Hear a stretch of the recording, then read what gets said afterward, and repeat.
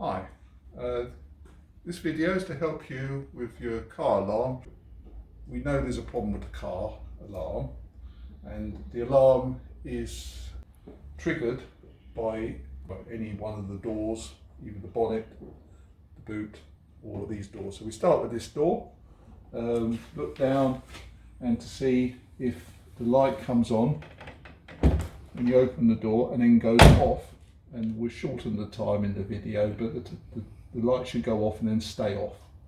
And if you do that for this door and do the same for the other door, then obviously that bit of troubleshooting confirms the doors are not the problem. Next thing to try is to do the bonnet, which is a handle down here. And on this Beetle, the switch, there's a micro switch.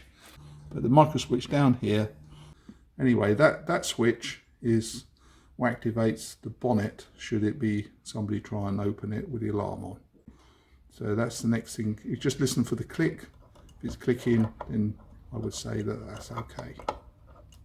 That's it. Next, we've gone around to the back of the car and we're going to open the boot lid.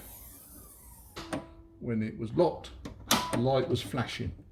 It was going on and off, which was why the alarm sometimes would stay off for a while and then it will come back on. So it was definitely the boot lid switch. To use switch cleaner and clean the wires